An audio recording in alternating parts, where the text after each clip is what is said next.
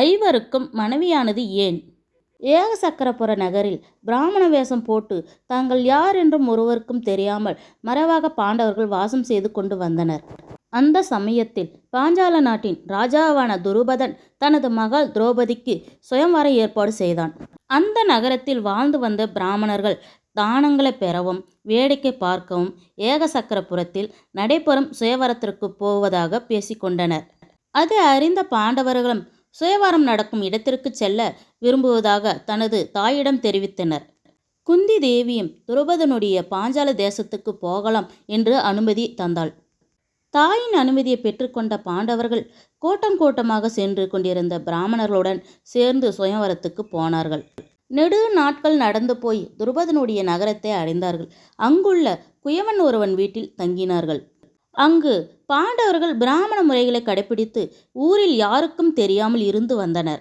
4 திசைகளிலிருந்தும் ராஜகுமாரர்களும் வீரர்களும் சுயவர மண்டபத்தில் நிரம்பி வழிந்து கொண்டிருந்தனர். சுயம்வரத்திற்கு துரியோதனும் அவனது தம்பிகளும் கர்ணன், சிசுபாலன், ஜாரசாந்தன், சல்லியன், சகுனி, ஜெயகிருதன் போன்ற மன்னர்களும் கிருஷ்ணனும் பரசுராமனும் வந்திருந்தனர். அந்த ஜான கூட்டத்தின் நடுவே பிராமண வேடம் தரித்த பாண்டவர்களும் அமர்ந்திருந்தார்கள். சுயம்வரத்தின் போட்டியாக மண்டபத்தின் மிகுந்த உயரத்தில் தங்கமீன் ஒன்று சுமந்தபடி ஒரு இயந்திரம் மெல்ல சுழன்று கொண்டிருந்தது. அந்த இயந்திரத்தின் நேர் கீழே பூமிக்கு மேலாக மற்றொரு இயந்திரம் வேகமாக சுழன்று கொண்டிருந்தது. இந்த இயந்திரத்தின் துணை வழியே அம்பை செலுத்தி மேலே சுழலுகிற இயந்திரத்தின் தங்கமீனை அடித்து வீழ்த்த வேண்டும் என்பதே சுயவரத்தின் நிபந்தனையாக விதிக்கப்பட்டு இருந்தது. இம்மாதிரி அற்புதமான வில்வித்தையை அர்ஜுனால் மட்டுமே நிகழ்த்த முடியும் என்பதாலே துருபதன் இப்படி ஒரு ஏற்பாடு செய்திருந்தான். ஜோதிடர்கள் குறித்து கொடுத்த நாளில் மங்கள கோஷங்களும் வாத்தியங்களும் முழங்க திரௌபதி கையில் மாலையுடன் மண்டபத்துக்குள் பிரவேசித்தாள். சுயவரம் தொடங்கியது. போட்டியில் கலந்து கொள்ள வந்திருந்த அரச குமாரர்கள் ஒவ்வொருவராக வந்து வில்லில் அம்பு பூட்டி தங்கமீனை வீழ்த்த முயன்றார்கள்.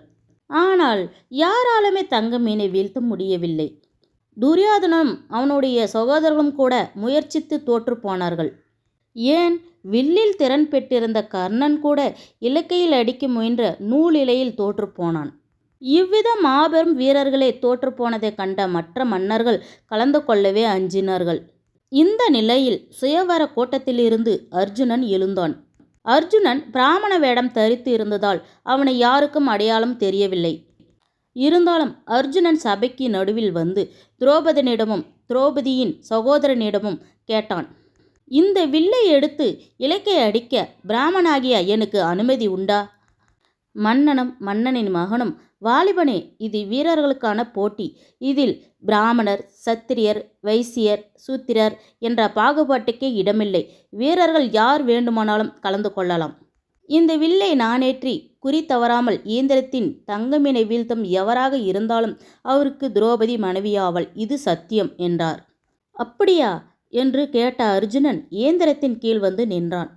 அர்ஜுனன் வில்லை எடுத்து நானேற்றினான். நடுவில் சுற்றுகின்ற இயந்திரத்தின் துவார வழியாக அம்பை செலுத்த குறிப்பார்த்தான். சபையில் இருந்த அனைவரும் மூச்சு விடவும் மறந்து அவனையே பார்த்து கொண்டிருந்தனர்.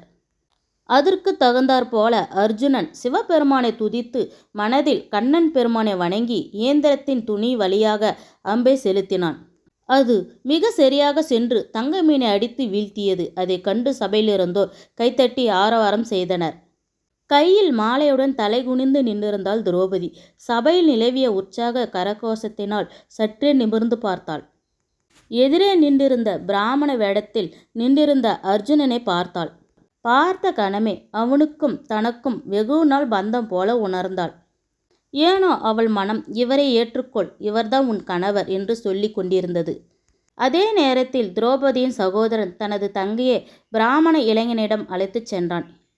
மனசாட்சிக்கு கட்டுப்பட்ட திரௌபதியும் அர்ஜுனனுக்கு மாலை சூட்டினாள். இதனால் துரியோதனன், சல்லியன் முதலான அரசர்கள் கோபமடைந்தார்கள். பாஞ்சால மன்னன் செய்தது மிக கேவலமான செயல். அரசன் மகளே அந்தணன் அடைவதா? இது மன்னர் குலத்திற்கே அவமானம். இதை சும்மா விடக்கூடாது. இந்த திரௌபதிக்கு ஒரு சத்திரியன் தேவையில்லை என்றால் போய் நெருப்பில் விழுந்து சாக வேண்டியதுதானே. முதலில் அந்த பிராமணனை கொல்லுங்கள் என்றான் துரியோதனன். அவ்வளவுதான். போராமையினால் நொந்து கொண்டிருந்த மன்னர்கள் எல்லோரும் அர்ஜுனனை தாக்க நெருங்கி வந்தபோது பயந்து போன திரௌபதி அர்ஜுனனின் பின்னால் சென்று நின்று கொண்டாள். அடுத்த கணம் மண்டபமே யுத்த களமா போனது. அர்ஜுனன் வில்லை எடுத்து ஆக்ரோஷமாக எய்தான். பீமன் வெளியே ஓடிப்போய் ஒரு பெரிய மரத்தை வேரோடு பிடுங்கி கொண்டு வந்து மன்னர்களை விளாசி தள்ளினான். இருவரின் தாக்குதல்களை எதிர்கொள்ள முடியாமல் மன்னர்கள் பயந்து ஓடினார்கள். துரியோதனன் மற்றும் அவனது சகோதரர்கள் பலத்த அடிபட்டார்கள். இதனால் கோபமடைந்த கர்ணன் தனது வில்லை எடுத்து அர்ஜுனனை தாக்கத் தொடங்கினான். யுத்தம் விபரீதத்துக்கு ஆளாவதை பார்த்த கிருஷ்ணனும் பலராமனும் தடுத்து நிறுத்த முன்வந்தனர். ராஜகுமாரர்களே, மன்னர்களே, கோபம் கொள்ளாதீர்கள். துரோபதன் விதித்த நிபந்தனைப்படி இந்த பிராமண இளைஞன் போட்டியில் வெற்றி பெற்றிருக்கிறான். தனது வீரத்தால் திரௌபதியை அடைந்திருக்கிறான். சத்திரிகளாகிய நீங்கள் வீரம் எங்கிருந்தாலும் அதை போற்ற வேண்டுமே தவிர பொறாமை கொள்வது தகாதது. வீண் பிரச்சனையால் யுத்தத்தை வளர்ப்பது நியாயமில்லை. இது தர்மமும் இல்லை. மனதார மணமக்களை வாழ்த்திவிட்டு புறப்படுங்கள் என்று சமாதானம் செய்து அனைவரையும் அனுப்பி வைத்தார்கள். அனைத்து மன்னர்களும் போன பின்னர் அர்ஜுனன் அருகே வந்த கிருஷ்ணன், ஐயா, பிராமண இளைஞரே, நான் தங்களை பிறகு வந்து சந்திக்கிறேன் என்று கண்களிலே சொல்லிவிட்டு போனான். அர்ஜுனன் திரௌபதியை அழைத்து கொண்டு தாங்கள் தங்கியிருந்த குயவன் வீட்டுக்கு சென்றான். திரௌபதியின் அண்ணன் பின்தொடர்ந்து சென்றான். அங்கு நடந்ததை மறைவாக பார்த்து வியப்புற்று திரும்பினான். அரண்மனையில் கவலையுடன் அமர்ந்திருந்த துருபதனிடம், தந்தையே, கவலைப்படாதீர்கள். போட்டியில் திரௌபதியை வென்று அழைத்து போனவரின் வீட்டை நான் கண்டுபிடித்து விட்டேன். அவருடன் சேர்ந்து 5 சகோதரர்களும் ஒரு தாயும் இருந்தாள். இவர்களை எல்லாம் பார்த்தபோது எனக்கு பாண்டவர்களும் அவர்களுடைய தாய் குந்தி தேவியும் போன்றும் தெரிந்தார்கள். எனவே நீங்கள் அவர்களை அழைத்து பேசினால் உண்மையை புரிந்து கொள்ளலாம் என்றான். மறுநாள் துரோபதன் அரச மரியாதைகளுடன் பாண்டவர்களை அரண்மனைக்கு அழைத்து வர செய்தான். சகோதரர்களின் மூத்தவனான தர்மனிடம் விசாரிக்கலாம். சகோதரர்களுக்கெல்லாம் மூத்தவரே, தயவு செய்து உண்மையை மறக்காமல் சொல்லுங்கள். நீங்கள் யார்? உங்களுடைய வர்ணம் என்ன என்று கேட்டான். துருபதரே, நாங்கள் பிராமணர்கள் அல்லர். பாண்டுராஜனின் புத்திரர்களான பஞ்ச பாண்டவர்கள் ஆவோம். இவர்கள் எங்கள் தாயார் குந்தி தேவி என்று எதையும் ஒழிக்காமல் தங்களை வெளிப்படுத்தி கொண்டான் தருமன். அதை கேட்ட துருபதன் ஆனந்த மகிழ்ச்சிக்கு அளவே இல்லை. முதலில் குந்தி தேவியை வணங்கி மரியாதை செலுத்தினான். அவர்களது அந்தஸ்துக்கு பொருத்தமாக ஆடை ஆபரணங்களை அளித்து உபசரித்தான். விருந்துகளையும் தடபுடலாக செய்தான். அதன் பின்னர் துரோணரின் பகையை பற்றி இனி கவலையே இல்லை. மகள் திரௌபதிக்கு அர்ஜுனன் கணவனாக அமைந்துவிட்டான் என்று அவனுக்கு மகிழ்ச்சி பொங்கிய வேளையில் துரோபதனிடம் தரும சகோதரர்களின் ஒப்பந்தத்தை பற்றி சொல்லலானான். துரோபதரே, தாங்கள் மகள் திரௌபதியை நாங்கள் 5 பேரும் மணந்து கொள்ள விரும்புகிறோம். அதற்கு தாங்கள் அனுமதி அளிக்க வேண்டும் என்று கேட்டான்.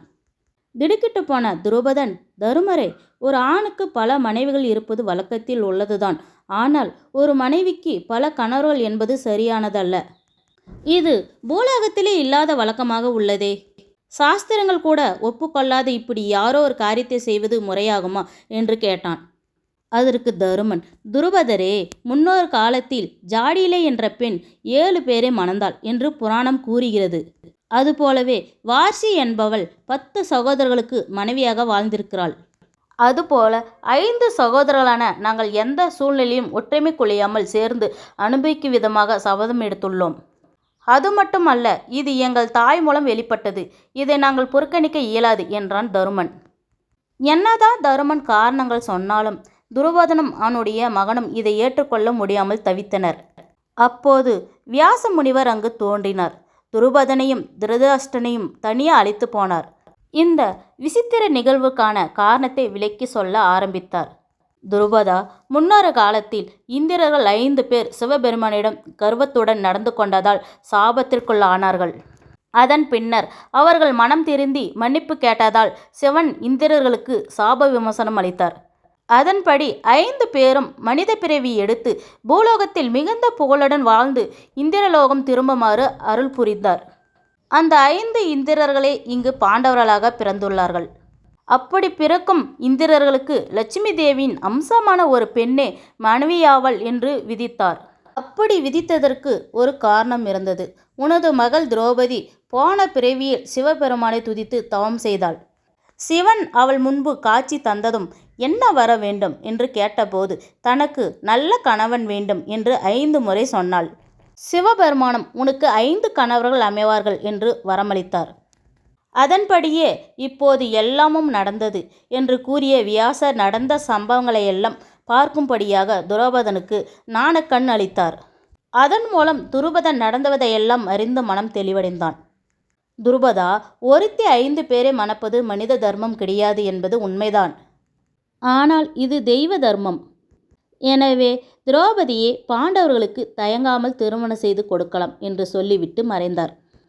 அதன் பின்னர் துரோபதன் சமாதானம் அடைந்தான். திருமணத்தை மிக சிறப்பாகவும் கோலாகலமாகவும் நடத்தி முடித்தான்.